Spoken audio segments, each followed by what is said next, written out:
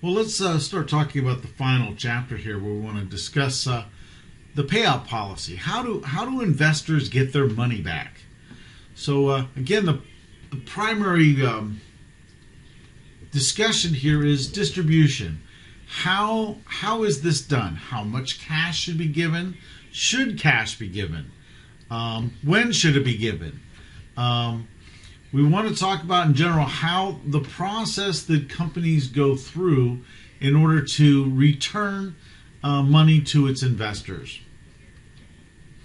So the basic lessons, or the basic plan, if you will, is that this is much like the debt chapter. There are so many moving parts and variables. It's very complicated. We're not going to end up with a formula or a technique that tells us how much to pay out. So we know what rapidly growing firms need money, so they're not going to pay a lot, if any, cash to shareholders. If they have slowing growth, but they have positive cash flow, maybe we can start to pay cash payouts or pay even more.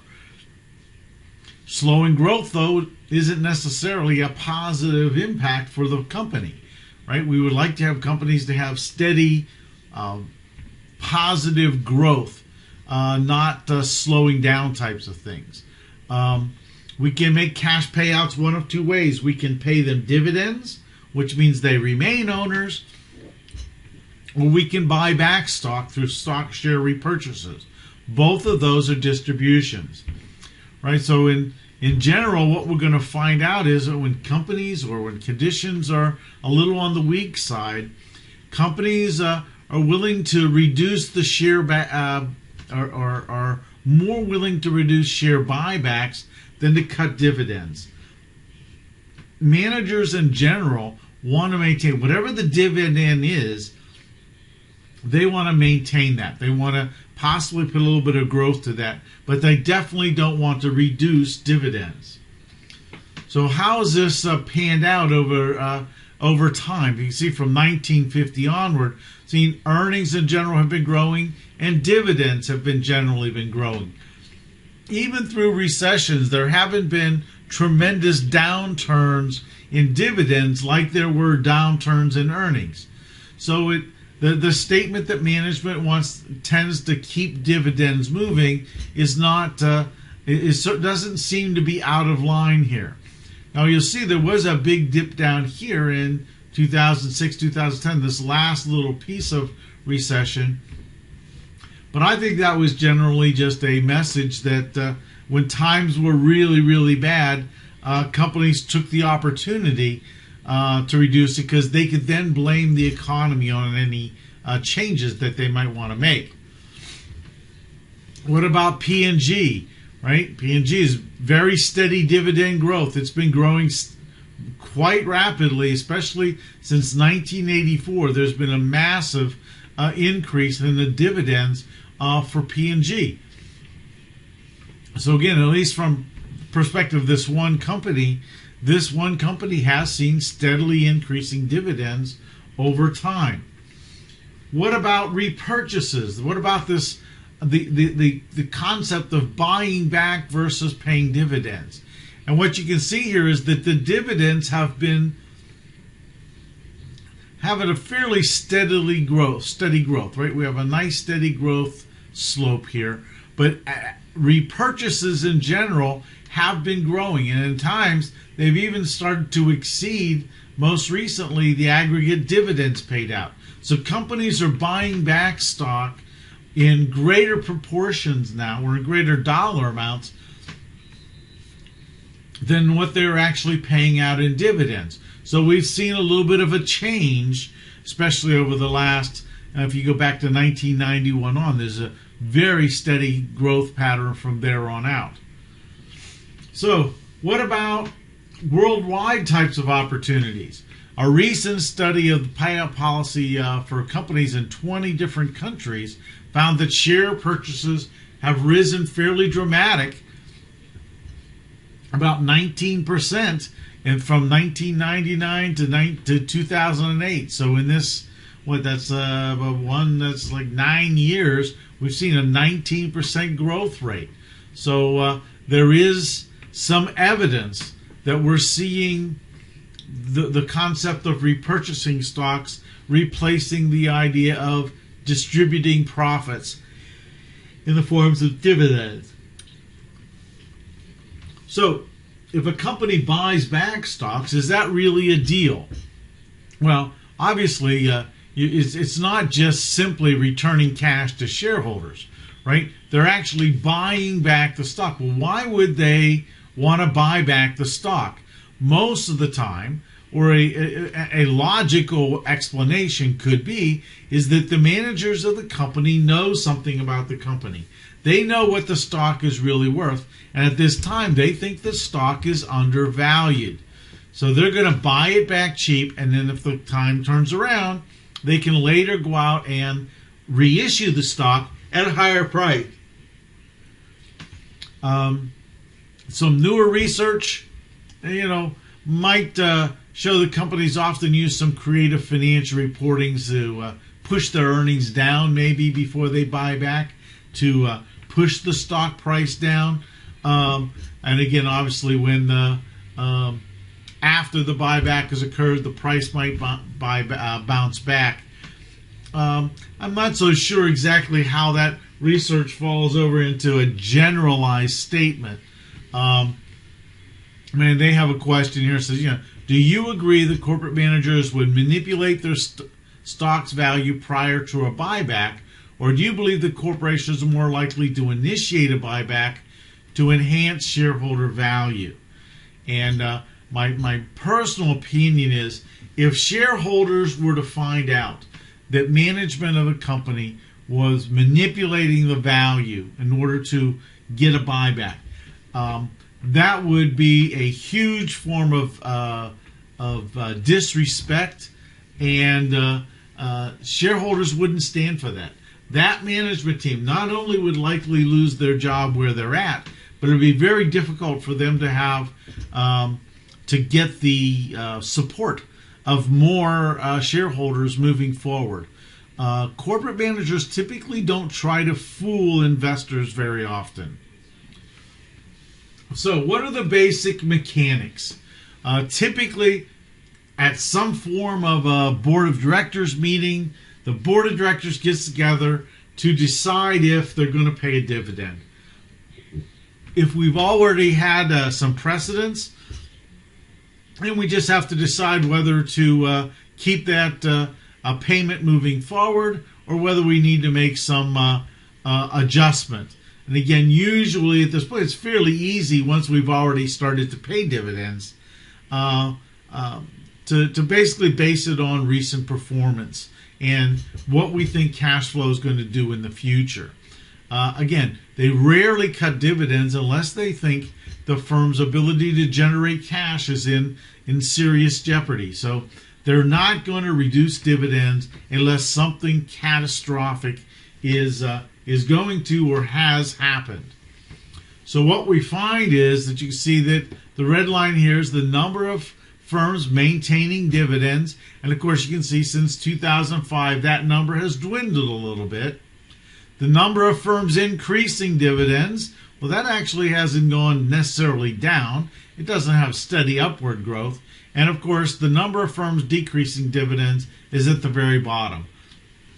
So again, it still seems that in general, companies are trying to maintain their dividend level rather than increasing or decreasing, or obviously then making any kind of changes to the payout of dividends to their owners. So essentially how this works is they're going to have a meeting and they're going to declare a dividend. This board of directors is going to declare a 17-cent dividend. It's going to be paid on September 10th. It's for the date of, it's payable to the holders of record on September 10th, and it's going to be paid on October 1st. So we've set in here, we've set two dates. The date of record is September 10th. What that means is if you are in the corporate register as an owner on September 10th, you will get the dividend. If you're in there, the dividend is going to be paid on October 1st. But what this date of record sets up, though, is something called the ex-dividend date. And this ex-dividend date is just a couple of business days prior to the payout record.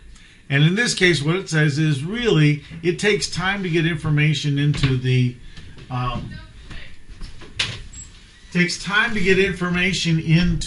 record books. So we allow the marketplace to work its magic through the weekend, and then in the end, your name would possibly end up in this date of record, but it takes some time. So in case it doesn't get there, we want to make sure that the ex-dividend date takes that into account. So what will happen is, whatever the stock price is here on September 5th, on September 6th, that price is going to fall by the same amount of the dividend. So the person that buys the stock between September 6th and the September 10th, but the person who buys that is going to buy it less the dividend. So when the person that owns it, or doesn't own it anymore, but their name's still in the book on the 10th, they'll receive the dividend, so they'll get the ultimate market value of the stock. It's a little complicated, I guess, but in general, we need to understand, or this payment line gives us the idea, or the time frame in which we can ultimately act to buy or sell the stock should you want to trade. So again, here we have this other example, right?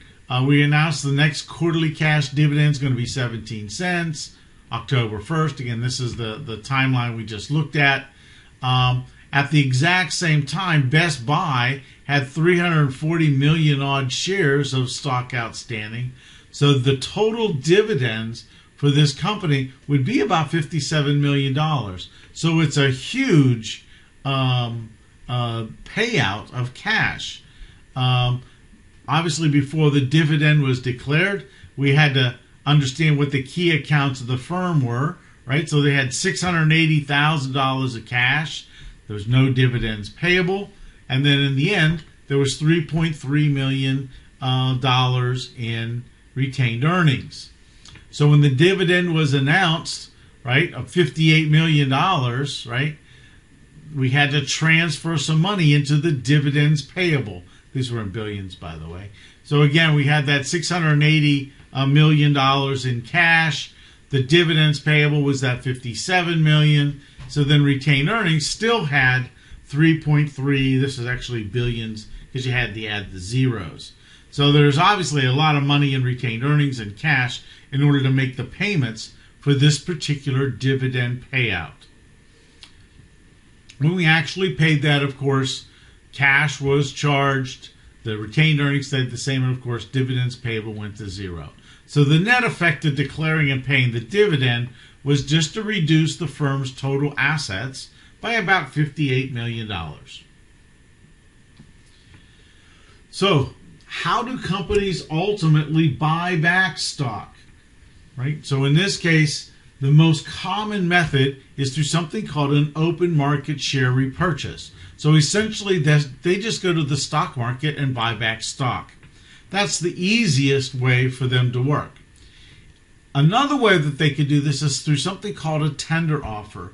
And essentially what they're going to buy back a fixed number of shares, usually at a slightly higher price to the market, and then shareholders decide whether or not they want to sell back their shares at that price. So again, in this case, in the open market share repurchase, the investors, the shareholders, really don't know who's buying the stock. In the tender offer, they know who's buying back the stock. It's the company. And in a Dutch auction repurchase, there is a variety of prices that are offered to buy the stock back. And then again, whoever wants to receive that ultimate tender price would get the same price. So they would issue, say, well, who wants to buy it, and get I'll give you $50, $52, $53, $54, and then people would bid for the number of shares that they would like to buy. Whoever is the winning bid, then everybody that wants to buy stock, that's the price that they ultimately would pay to buy back the stock. But in general, this is just the mechanism for the owners of the company to get the stock back. So in this case, here we have the pricing. This is that Dutch auction idea. Here's a variety of prices. Here are the shares that would be tendered at those issues. Here's the cumulative number. So at a price of $31.25, shareholders are willing to tender a total of 86 million shares. That's exactly the amount that Fidelity wants to repurchase. So everybody would then get $31.25 would be the number of shares that would be repurchased at that price. Finally, I guess the couple last things to talk about before we get into the second part of this of the chapter is to talk about some mechanics. Right? So let's talk about taxes. Right? For many years, dividends and share repurchases had very different tax consequences. Dividends were generally at the ordinary income tax rate, and repurchases were at the capital gains rate. Well, now that's a little bit different. Currently, the capital gains tax and the dividend tax are identical. The only distinction we have is whether or not the capital gains are long-term or short-term capital gains. There are things called dividend reinvestment plans. Essentially, this gives shareholders an opportunity to buy stocks, reinvest stocks, if you will, much like you might do in a mutual fund. So what happens here is the companies allow shareholders to take their dividend and buy new stock. The only challenge to this is that, of course, since they're receiving a dividend, they're going to have to pay taxes on that. But they can actually trade with fractional shares, which you typically can't buy fractional shares of stock. And in addition to that, there might be very little or no transaction costs in place. So, we may be able to reinvest our funds, if you will, as if we participate in one of these dividend reinvestment plans. So we would be growing through a time value kind of a compounding our investment in the company by utilizing the dividends that they pay. So again, finally, we just want to just kind of conclude, talk about what happens when a company ultimately pays a dividend, right? In theory, when a stock begins trading ex-dividend, the price is going to fall by the amount of the dividend. We mentioned that. In theory, when a company buys back shares, the market price of the stock shouldn't change. They're just buying stock back from the marketplace.